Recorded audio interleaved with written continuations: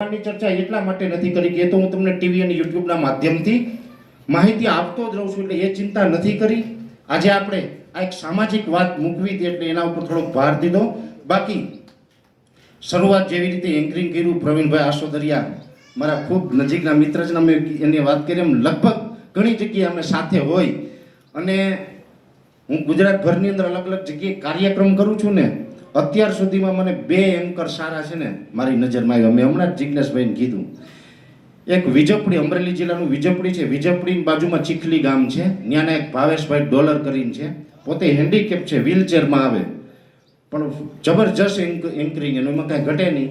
Vibrant Gujarat જે આપણો કાર્યક્રમ થાય ને એનું એન્કરિંગ કરે, તો ચાર્જ છે પ્રવીણભાઈ એના, તો એન્કરિંગ કરવાના એના બહુ મોટા ચાર્જ હોય, પણ એની લાગણી એવી, મારો કાર્યક્રમ હોય ને એટલે એના ખર્ચે મફતમાં બિચારા એન્કરિંગ કરે. મને કે તમે ખેડૂતો માટે કરો છો, મારે એટલો ભોગ દેવો. એટલે એ એક સારા એન્કર. અને એક પ્રવીણભાઈ આસોદરિયાનું એન્કરિંગ છે ને એ જબરજસ્ત હોય. મેં તો ઘણા કાર્યક્રમોમાં મારી સાથે એટલે ખબર છે.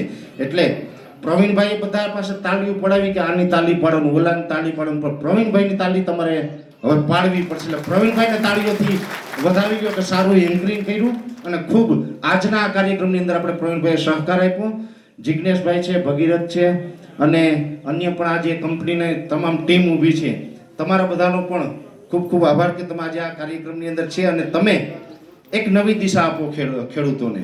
તમે જે ખાતર, દવા, બિયારણ જે પણ આપતા હોય એના માધ્યમથી તમે આ જે કંઈ પ્રોડક્ટ તમારી જાય છે, પણ તમારી પાસે જે નોલેજ હોય છે, કેમ કે ખેડૂતો પણ આમ તો હોશિયાર હોય, પણ તમારી પાસે કાંઈક થોડુંક વિશેષ જ્ઞાન હોય, એટલે જ્ઞાન છે ને એ આપવાથી વધે. એટલે તમે ખેડૂતોને તમારું જે નોલેજ છે ને એ સમય અંતરે જ્યારે સંપર્કમાં આવે ત્યારે આપતા રહ્યો, જેથી કરીને ખેડૂતો છે ને એ આગળ વધી શકે, સારા ઉત્પાદન લઈ શકે.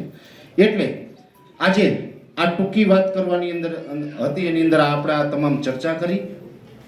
સંદીપભાઈ અને વિપુલભાઈ ફરીથી આપણે અભિનંદન અને શુભેચ્છાઓ આપીએ છીએ.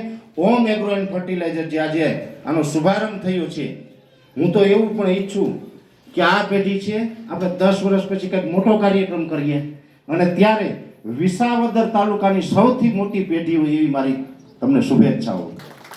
જય ભારત, જય હિન્દ.